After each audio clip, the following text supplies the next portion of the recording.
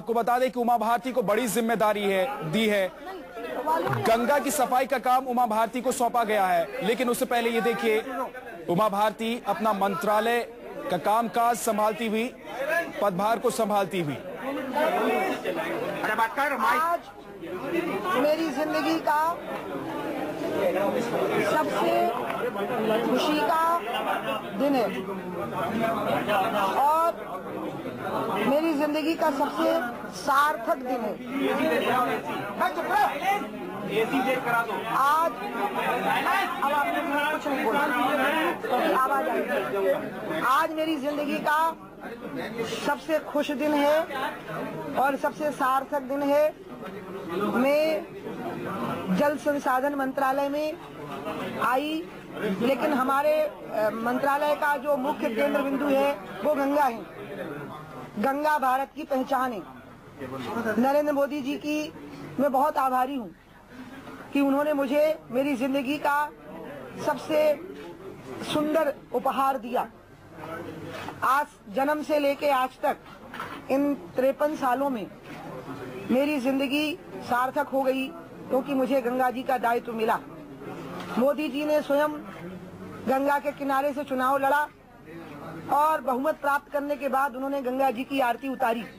इसी से मोदी जी की सरकार की गंगा जी के प्रति प्राथमिकता और प्रतिबद्धता स्पष्ट हो गई है। लेकिन इसके साथ ही साथ उन्होंने मेरे जैसे व्यक्ति को, जिसने गंगा के तटों पर काम किया, गंगा का दायित्व दिया, इसके लिए मैं अपने आप को बहुत भाग्यशाली मानती हूँ। और गंगा के अलावा भारत की एक बहुत बड़ी समस्या है जल।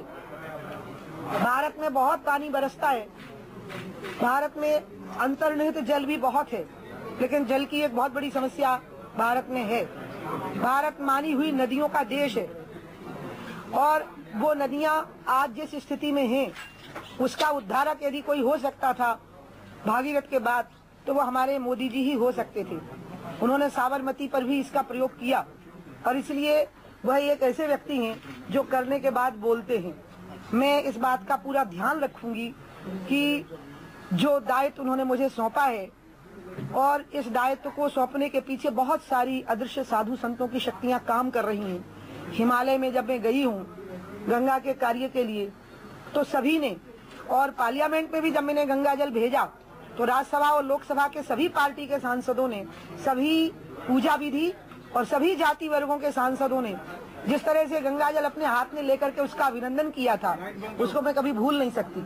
और सभी ने मुझे आश्वस्त किया था, सभी राजनीतिक दलों के लोगों ने, यहाँ तक कि भारत के राष्ट्रपति आदरणीय प्रणब मुखर्जी ने भी, कि हम सब गंगा के मामले में आपका सहयोग करेंगे।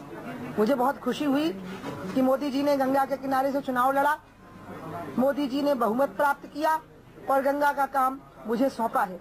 ये मेरी जिंदगी का सबसे खुशी का दिन है और मैं निश्चित रूप से अपनी पूरी शक्ति के साथ ये प्रयास करूंगी कि मैं गंगा जी की सेवा ठीक से कर सकूं, और साथ ही साथ भारत में जल संवर्धन, जल की समस्याएं जो मेरे विभाग की मर्यादा के अंतर्गत रहती होंगी, उनके लिए भी मैं दायित्व निर्वहन में कभी नहीं छोड़ूंगी। नदियां भी हमारे देश की शान है, पहचान है, चाहे वो गंगा हो, यमुना हो, सरयू हो, कृष्णा हो, कावेरी हो, गोदावरी हो, चंबल हो, बेतवा हो, ताप्ती हो, अनेक नदियां हैं जिनके मैं नाम नहीं ले पा रही हूँ अभी। वो सारी नदियां हमारी देश की शक्ति हैं और ये नदियां सिर्फ धर्म के आधार पर इनकी पहचान नहीं है, इनसे करोड़ों मछुआरों का जीवन, करोड़ों अरबों किसानों का जीवन इनसे जुड़ा हुआ है। इसलिए ये अर्थ, धर्म, काम, मोक्ष चारों का साधन है हमारे देश में नदियां। ये लौकिक और अलौकिक दोनों हैं। ये रोटी और रोजगार भी देती हैं और नहाने वाले को मोक्ष भी देती हैं। और इसलिए इतने महत दायित्व को मोदी जी ने मुझे इसके लायक समझा। मैं बहुत उनका आभार व्यक्त करती हूँ, उनका और राजनाथ सिंह जी का।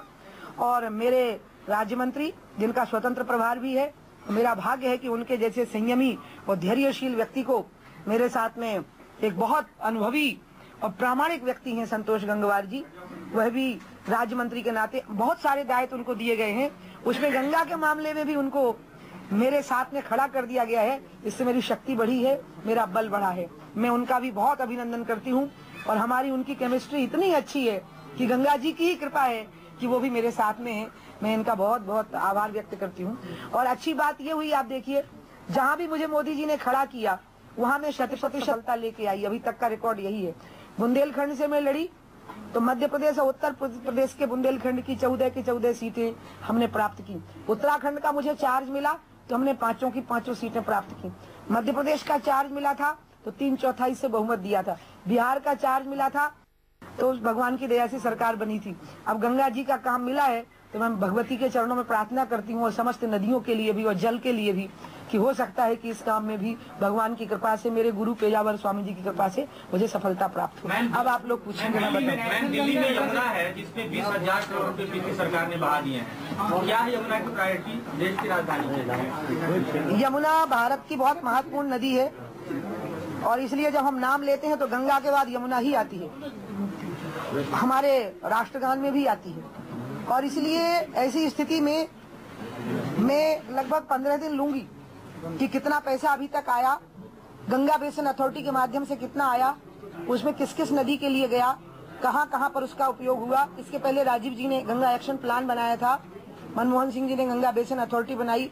मुझे इसके लिए समझने के लिए थोड़ा समय दीजिए। मैं अपनी प्रतिबद्धता और नरेंद्र मोदी जी की प्रतिबद्धता आपको बताई देती हूँ। हमारी प्रतिबद्धता है गंगा अविरल, निर्मल और निर्बाध हो, सब नदियां प्रदूषण मुक्त हो और लोगों को साफ सुथरा जल पीने के लिए मिले। और नरेंद्र मोदी जी ने एक प्रयोग किया था जब वो मुख्यमंत्री थे, बरसे हुए पानी को रोकने का यथासंभव प्रयास और बरसे हुए पानी को नदियों में संजो देने का प्रयास और यहाँ तक कि नई ट्रिब्यूटरी रिवर्स का निर्माण किया गया इसके लिए गुजरात में। तो मुझे लगता है कि उनका ये जो अनुभव है, उनके मार्गदर्शन में हम तीनों प्रकार के काम कर सकेंगे। गंगा अविरल, निर्मल और निर्बाध बहे।